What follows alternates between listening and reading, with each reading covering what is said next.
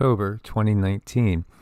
Microsoft founder. Again, Microsoft founder. So, your computer systems, everything you do, unless you're on Apple, but that's covered too. Again, it's all covered. The technology is theirs. The technology is theirs, and it's been given to us from them to monitor us, to watch us, to do everything they want to do, to see the outcomes with their own eyes, listen with their own ears to everything we say, everything we do.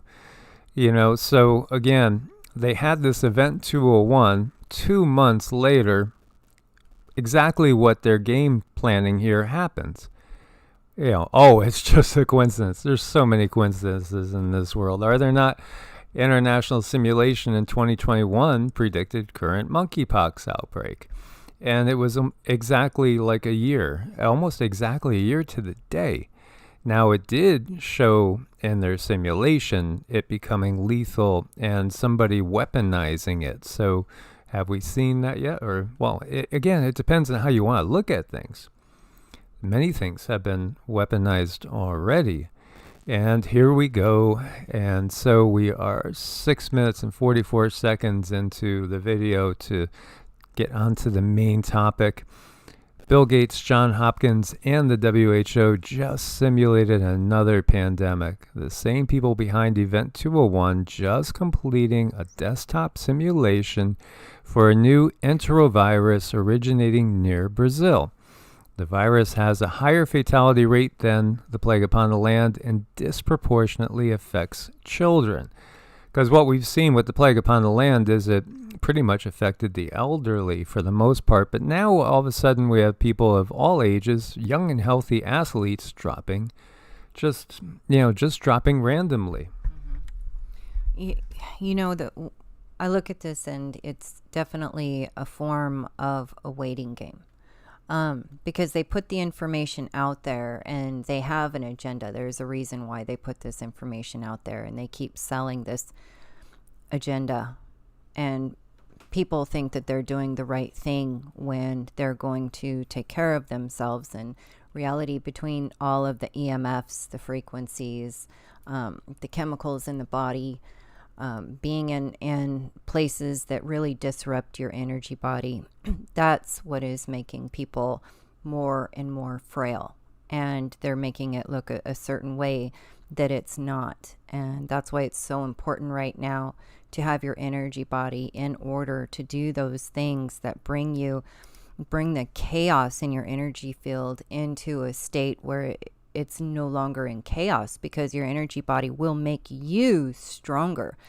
So I want you to think about those EMFs out there. They are every bit of, they're so important to what they are doing. They need people to be affected by them, because this is twofold. It's things that people are putting inside of themselves, and it's the external. And when those two things meet, it's causing a lot of chaos and a lot of disruption.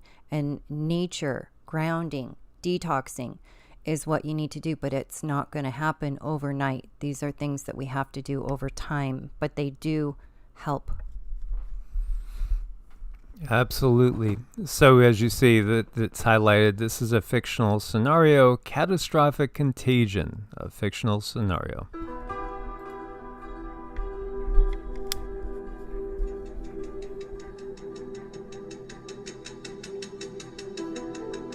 Officials in 2 Latin American countries alerted the WHO of several outbreaks of a new infectious disease that's mysteriously appearing across the region. Severe Epidemic Enterovirus Respiratory Syndrome 2025. Over the past 6 weeks alone, there have been 500 confirmed or suspected cases reported.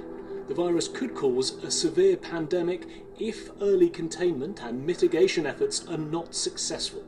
The pandemic in this type of situation and trend would be a risk for the global health security. Pandemics are inherently political, financial, and so much broader. We have not spoken on the leadership in the country, and I think that we need to be also very careful. We cannot decide a lot of things without the leaders be involved and agree on that. There is no substitute for national leadership. It's important to support the local response or the national response. Training those that are in these areas first, enabling them with the tools, protecting them, and if needs be, regional solidarity first. At this stage, communication is key, and communication should include not just scientists with data, but also social, religious, and political leaders. Trust. This is an essential issue, and trust was broken among countries, between populations and healthcare systems, between healthcare systems and governments. I'm very sorry to say that in 2025, we need to strengthen the health system. WHO needs to be a voice for the voiceless. No one is safe until all of us are safe. As of today, there have been an estimated 1 billion cases worldwide, with more than 20 million deaths, including nearly 15 million children. Countless millions are alive, but left with paralysis or brain damage. The most successful countries are those which invested in preparedness and trained for this moment.